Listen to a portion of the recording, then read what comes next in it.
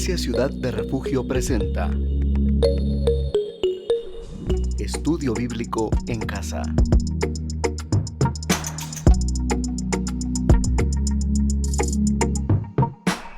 Espero que ustedes ya estén listos para este nuevo capítulo del Estudio Bíblico en Casa.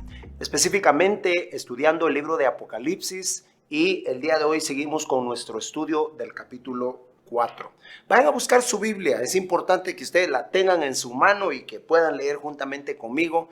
Vamos a hacer un pequeño repaso y vamos a leer el capítulo 4, por favor. Leemos los primeros 5 versículos para no leerlo todo, porque ya en el programa anterior lo leímos todo. Hoy solo vamos a hacer un repaso. Entonces dice: mientras miraba, vi una puerta abierta en el cielo. Recuerden que eso habla de la ascensión, el arrebatamiento de la iglesia. Y la misma voz que había escuchado antes me habló como un toque de trompeta. La voz dijo: sube aquí y te mostraré lo que tiene que suceder después de esto. Y al instante, dice, yo estaba en el espíritu y vi un trono en el cielo y a alguien sentado en él. El que estaba sentado en el trono brillaba como piedras preciosas, como el jaspe y la cornalina.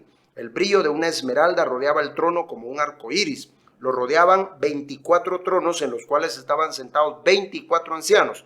Todos vestían de blanco y tenían una corona de oro sobre la cabeza. Verso 5. Del trono salían relámpagos y estruendo de truenos.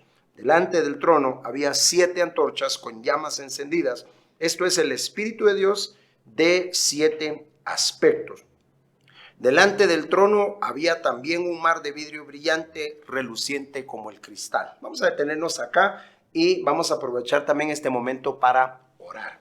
Amado Padre, te damos gracias por la palabra, por el tiempo, por el momento, por la época histórica que nos toca vivir. Pues nosotros podemos ver hacia atrás y ver cómo se han cumplido, Señor, cada una de tus palabras y tus promesas.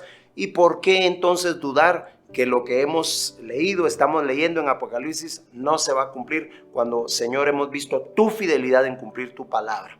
Te alabamos y te bendecimos y te adoramos en el nombre maravilloso de Jesús. Te damos solo a ti la gloria, Padre, y con humildad y sencillez te pedimos que ilumines los ojos de nuestro entendimiento para que podamos ver como tú ves, Señor. En el nombre de Jesús. Amén. Amén. Muy bien, a manera de repaso, ya vimos que los primeros 2 versos nos hablan del arrebatamiento de la iglesia. Hay por lo menos 7 arrebatamientos que se han dado históricamente, incluyendo este de Juan y el de la iglesia. Y vemos que todos esos arrebatamientos el Señor lo ha hecho para librar al justo. Sacó a Lot y a su familia antes que fuese la destrucción de Sodoma y Gomorra. Así que creemos que la iglesia no va a pasar la gran tribulación. También vemos que fue en un instante, en un abrir y cerrar de ojos, tal cual Pablo describe el arrebatamiento de la iglesia. Y todo esto sucedió un día domingo, un día del Señor. Puede ser que el arrebatamiento de la iglesia suceda un día domingo. ¿Domingo en dónde? No sé, tal vez domingo en Israel, no lo sé. Pero aún así, si no fuera un día domingo, no importa. Lo importante es que va a suceder y que nosotros estemos preparados. Luego dice, el que estaba sentado en el trono brillaba como piedras preciosas. Solo quiero recordarles algo.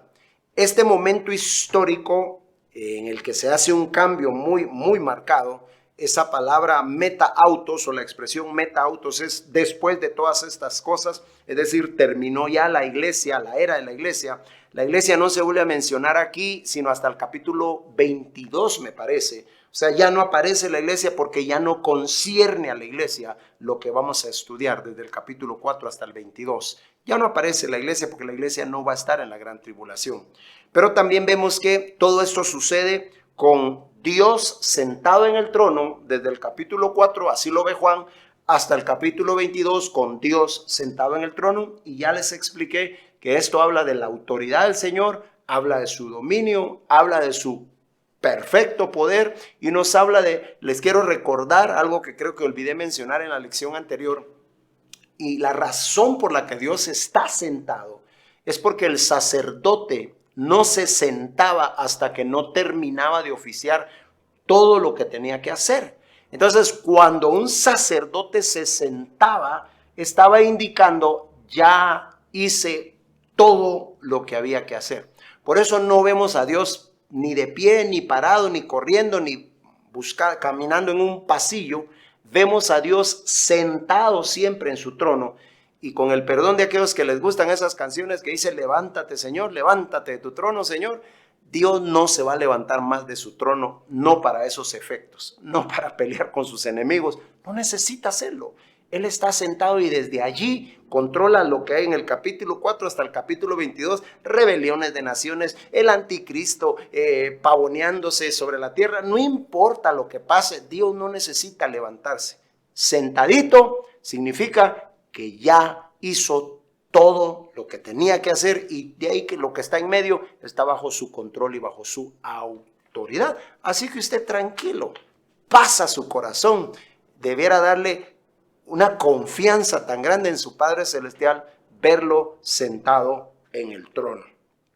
Les decía también que el autor no se molesta mucho en describir cómo era la persona que está sentada en el trono, sino más bien lo que sale del trono. Habla de esta luz brillante, habla de esos rayos que salen de allí, de la cornalina, que es un diamante, habla del jaspe, que puede ser rojo sangre, y todas estas cosas hablan de Jesús, porque el Apocalipsis es la revelación de Jesús. Dice al final del verso 3, el brillo de una esmeralda rodeaba el trono como un arco iris. Quiero detenerme un poquito acá acerca de ese arco iris. ¿Qué está haciendo ese arco iris ahí? Número uno, no es un arco iris de 180 grados, sino es un arco iris de 360 grados, porque es un arco iris que rodea completamente el trono, dice la palabra. Número uno.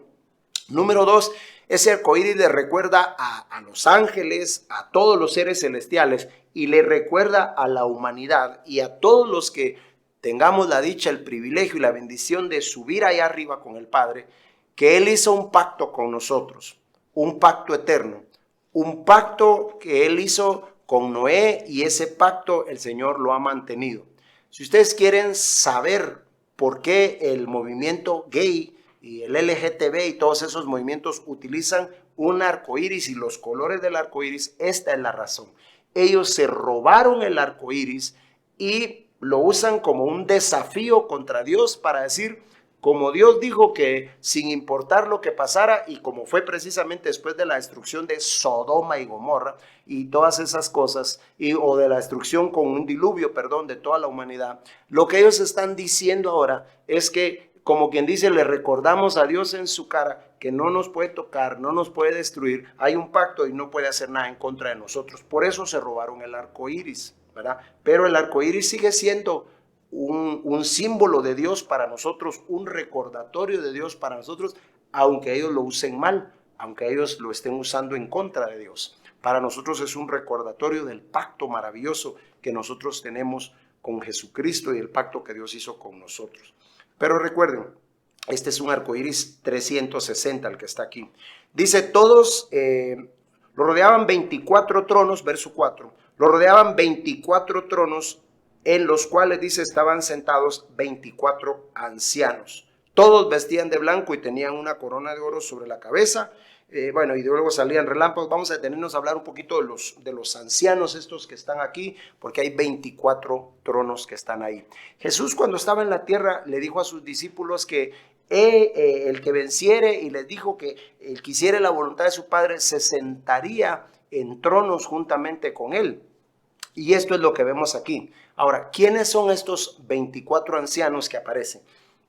Hay tres posibles interpretaciones, posiblemente hay más, pero yo les voy a hablar de tres. La primera, pueden estar representando a la totalidad de las casas paternas de Israel. Número uno, este quizás es el argumento más débil, pero igual hay que presentarlo. Pueden estar representando a las casas paternas. Les leo rápidamente lo que dice primero de Crónicas, capítulo 24, versos 3 y 4.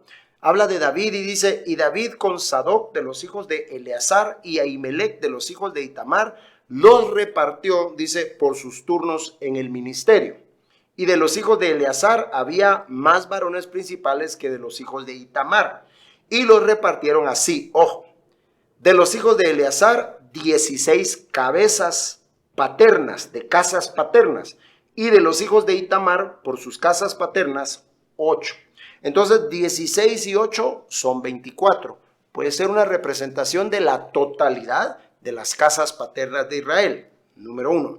Número 2, puede representar a las 12 tribus del Antiguo Testamento, las 12 tribus de Israel, y los 12 apóstoles en el Nuevo Testamento. Esa es quizás la postura más creída, la más popular, es decir, la que más se cree, no que es creída de vanidosa, sino la que más se cree, ¿verdad? Por supuesto. Y están representando precisamente tanto al Antiguo Pacto como al Nuevo Pacto, tanto al Antiguo Testamento como al Nuevo Testamento, y nos habla entonces de juntar tanto a los patriarcas, a los 12, a las 12 tribus, como juntar a los 12 apóstoles para hablar de una completitud. Y la tercera postura es que estos simplemente representan a toda la humanidad, representan a judíos y gentiles, 12 de un lado y 12 del otro, es decir, 12 es el número de completitud o el número de totalidad, y estos 24 ancianos representan tanto judíos como gentiles que han creído en el Señor y que ahora son salvos y que están representados por estos 24 ancianos. Quienes quiera que sean estos 24 ancianos, tienen una honra y un privilegio muy grande.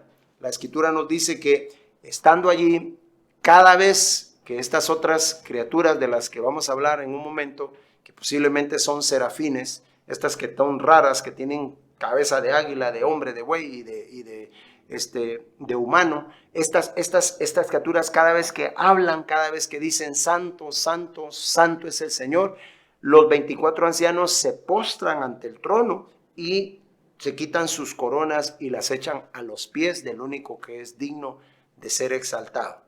En términos prácticos, ¿qué nos habla esto a nosotros? Mis amados hermanos, número 1, no le podemos dar gloria a nadie, ni le podemos hacer reverencia. Yo he visto que en el fútbol o en los deportes tienen la mala y pésima costumbre de hacer como que le están dando pleitesía a uno y le hacen así como que se están postrando ante él. Es lo peor que pueden hacer. Nada de eso es válido. El único que merece que nos postremos y que hagamos esto y que nos postremos se llama Jesucristo, Rey de Reyes y Señor de Señores. Nunca doblegues tu rodilla ante el mundo ni ante el sistema de este mundo. No le des gloria a nadie ni te enamorar en el sentido filosófico. No te enamores ni de lo que el mundo ofrece, ni de lo que tiene, ni de lo que brilla, ni nada de eso. Solamente póstrate y ríndete ante Jesucristo, porque estos ancianos nos dicen a nosotros en la práctica que debemos postrarnos solo ante el Señor. Más adelante, Juan se vislumbra con todo esto y se quiere postrar ante un ángel e inmediatamente es corregido y le dicen, no, Señor. Uno no se postra ni siquiera ante una figura angelical.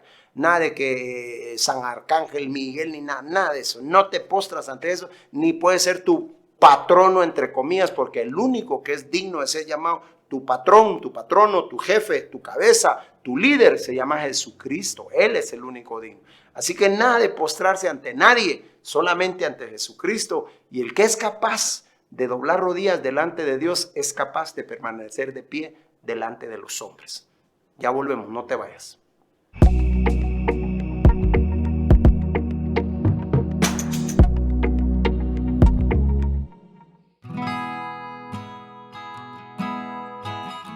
¿Tienes un minuto para hablar con Dios?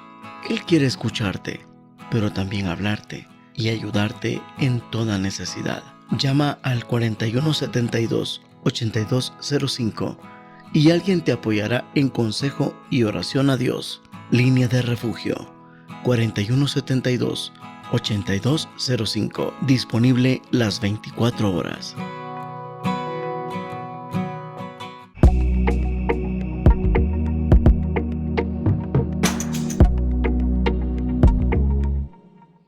Aparecen estos 24 personajes también con túnicas o con ropas blancas, y esto debiera darnos a nosotros esperanza.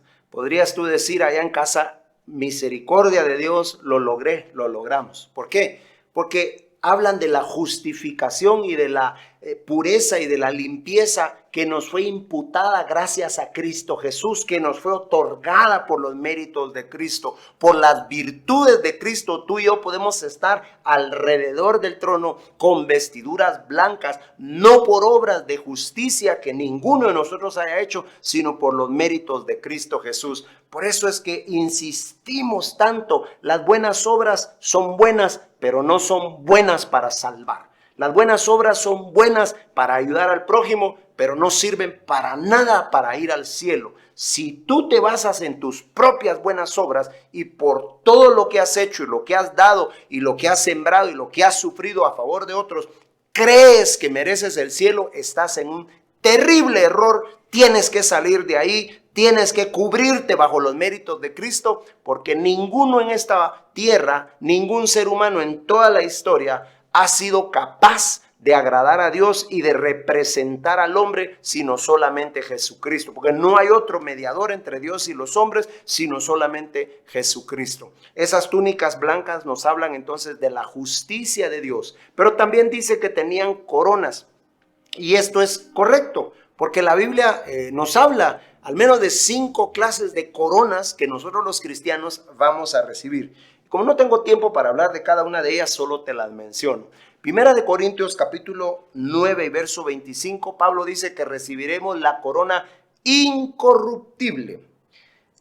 Santiago capítulo 1 y verso 2 dice que recibiremos la corona de la vida. Primera de Pedro 5 del 1 al 4 dice que recibiremos la corona de gloria. Y segunda de Timoteo 4:8 habla de la corona de justicia y Filipenses 4 habla de una corona de gozo. Así que supongamos que vamos a recibir 5 coronas, aunque no lo sé en realidad, nadie puede decir con certeza cuántas, pero si fuesen 5 o las que fueran, ¿para qué son esas coronas? Son para ponerlas a los pies de Jesús. ¿Para qué son tus triunfos aquí en la tierra? Son para ponerlos a los pies de Jesús. ¿Para qué es tu dinero? Para ponerlo a los pies de Jesús. Que mi carro, ponlo a los pies de Jesús. Que mi casa es para llevarla a los pies de Jesús. Todo lo que tú consideres una corona, una honra, una dicha, una victoria, un momento de gloria, todo, ganaste algo, fuiste el mejor en algo, fuiste promovido, qué bueno, disfrútalo, no es malo, pero llévalo como una corona a los pies de Cristo, porque Apocalipsis nos enseña, en realidad, ¿cómo voy a pavonearme yo en el cielo con mis coronas o con una corona, aunque sea pues como que si yo me lo hubiera ganado? Si no me he ganado de nada, ni siquiera tengo el derecho de alzar la vista delante del trono de Dios, como aquel hombre pecador en Lucas 18 que dice que se sentía tan indigno que dijo: no soy digno ni de alzar la vista, Señor, sé propicio a mi pecador. Y esa debe ser la actitud allá en el cielo. No de sentirnos indignos, sino de reconocer que no éramos dignos. Y si estamos allí, y si se nos dio una corona, y si se nos dio una vestidura blanca, es por las virtudes y los méritos de Cristo. Así que inmediatamente hay que quitársela. Yo me pongo a pensar, ¿qué va a pasar con aquellos creyentes que hoy en día aquí en las iglesias no se pueden ni postrar, no pueden ni levantar las manos, pasan con los brazos cruzados durante todo el servicio, parecen como coroneles ya jubilados, molestos, enojados, así se ven todos serios? Digo, ¿qué va a pasar con estos creyentes que no pueden postrarse hoy por no ensuciar la ropa? Si supieran que aún con ropas finísimas y muy puras, uno tiene que postrarse delante del Señor y darle honra y gloria. Así que esto es lo que vemos con los ancianos. Pasemos al verso 5, por favor. En el verso 5 hay rayos y hay truenos que salen del trono de Dios. Por supuesto que el sonido que emiten los rayos, a eso se le llama trueno, ¿verdad? Ese sonido. Primero vemos nosotros el destello del rayo y unos pocos segundos después nos llega el sonido, el trueno, ¿verdad? Porque la luz viaja más rápido que el sonido.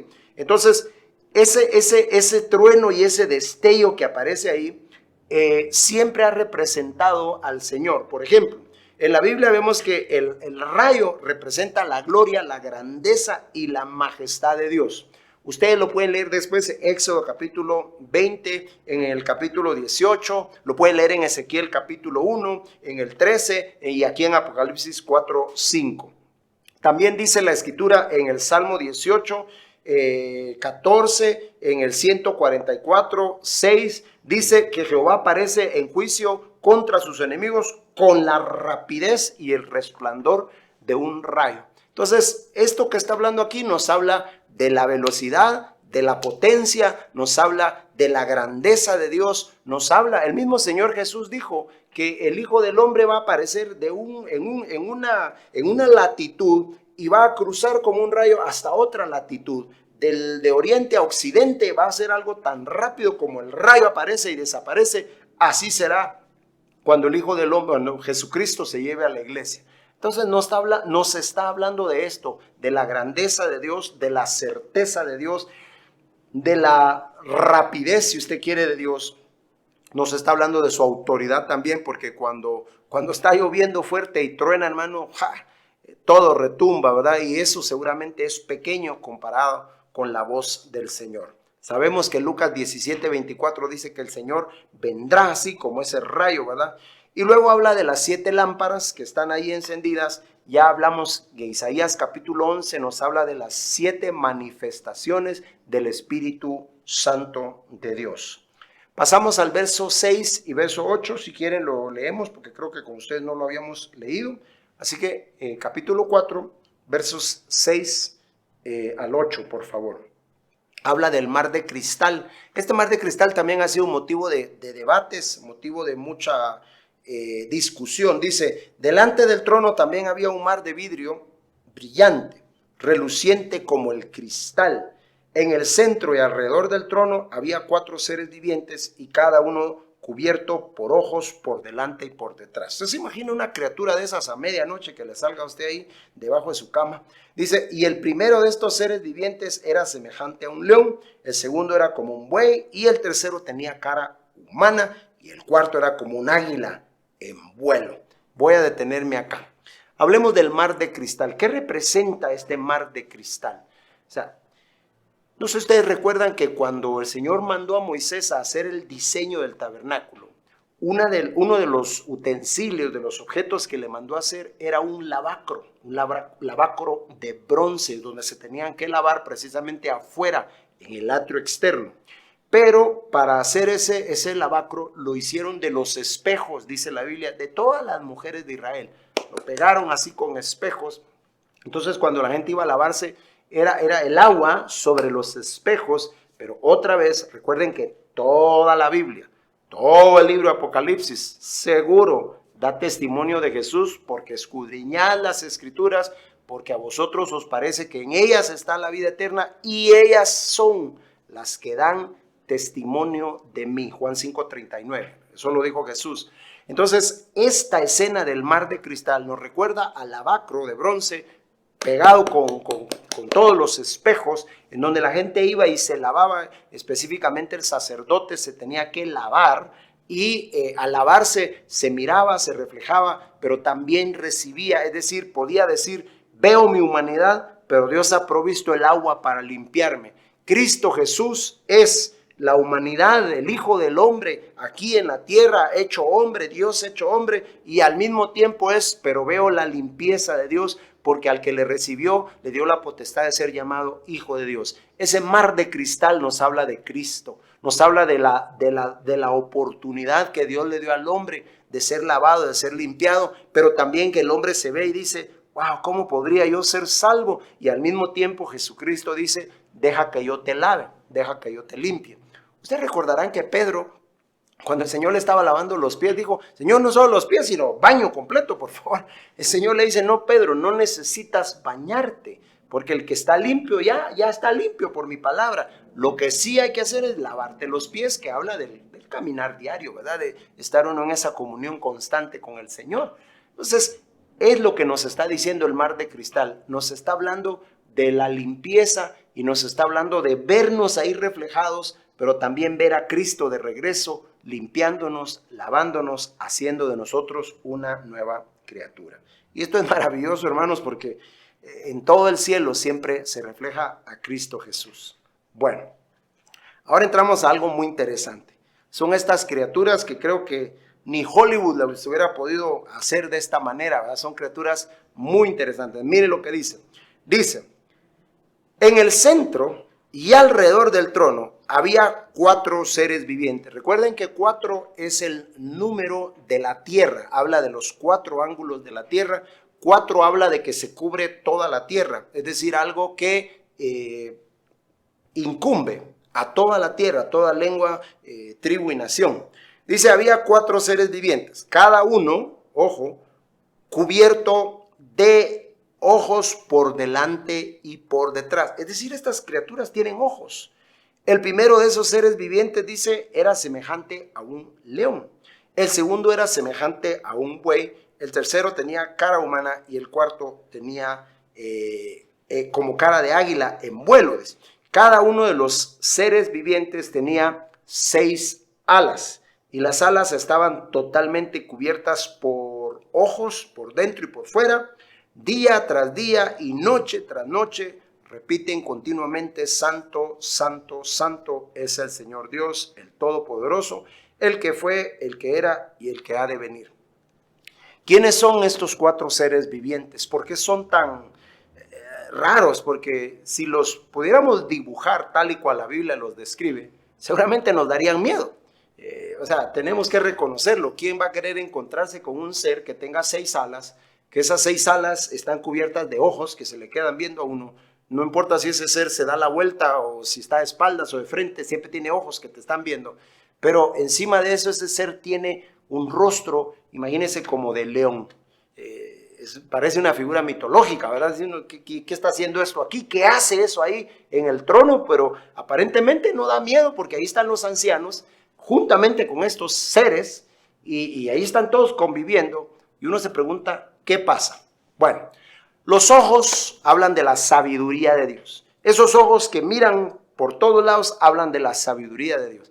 No había nada aquí en la tierra que los hombres quisieran decir o hacer que pudieran ocultar de Dios, ni que pudieran ocultar de Jesús. Cuando Jesús estuvo en la tierra, dice que sabía lo que la gente murmuraba en sus corazones, lo que la gente cavilaba en sus corazones. El Señor lo sabía, sabía lo que sus discípulos habían estado platicando cuando venían de camino y Él no estaba con ellos. Y Él les pregunta, ¿y ustedes qué hablaban? Para ver qué le decían, ¿verdad? Ya lo sabía, dice. Él sabía de qué venían hablando. Entonces, esos ojos hablan del conocimiento total, absoluto y perfecto de Dios. Ya, estos seres que aparecen aquí, más adelante vamos a ver que son serafines. Recuerden que en el cielo hay arcángeles. Bueno, comencemos con los querubines, que son los de mayor rango, y un día les voy a explicar por qué, los querubines. Luego están los serafines. Luego están los arcángeles, que son los encargados de las batallas o los encargados de los grupos específicos. Y luego están los ángeles o las huestes que aparecieron juntamente con los pastores dando gloria y honra a Dios. Dice que decían gloria a Dios en las alturas. Bueno, entonces querubines, serafines, arcángeles y ángeles. Allá hay jerarquía. Los segundos en autoridad son los serafines. Usted siempre va a ver que los serafines están por debajo o alrededor, o volando por encima, ya sea alrededor o volando por encima del trono de Dios, los serafines. Pero va a ver a los querubines que están siempre debajo del trono, como sosteniendo el trono. Por eso el salmista dice, voló Jehová sobre un querubín, dice. Porque los querubines literalmente, la palabra querubín significa el portador de la gloria. Dicho en otro modo, los querubines son los que sostienen sobre sí mismos el peso de la Shekinah o de la Shekinah, el peso de la gloria de Dios. Son criaturas extraordinariamente poderosas, pero por eso son también los más tentados, ya que Satanás era un querubín protector, dice la palabra. Ese es tema de otra ocasión. El tiempo nos ha avanzado. Este es un libro maravilloso y en todos estos personajes vemos a Cristo Jesús. Ya veremos en el próximo programa qué significa el rostro de águila, el rostro de buey, el rostro de león y el rostro de humano. Se aplica a Cristo y también a la forma en que estaban agrupadas las tribus de Israel. Fíjense que formaban una cruz perfectamente. Si hubiera habido un dron en aquella época y alguien hubiera levantado un dron y hubiese visto cómo estaban agrupadas, porque las 12 tribus estaban agrupadas en grupos de 3, ¿verdad? Así, aquí habían 3, aquí 3, aquí 3 y aquí 3. Cada uno en los distintos puntos cardinales. Y si alguien se hubiera levantado un dron, hubiese visto desde allí directamente cómo se formaba una perfecta cruz desde lo alto, porque hasta en eso Cristo Jesús estaba presente, en la forma en que se ordenaban los ejércitos del Dios vivo. Un abrazo para ustedes, mis amados hermanos. Gracias por estar siempre pendientes de este programa. Nos vemos aquí en la próxima enseñanza. Iglesia Ciudad de Refugio presentó Estudio Bíblico en Casa. Le esperamos en una próxima oportunidad.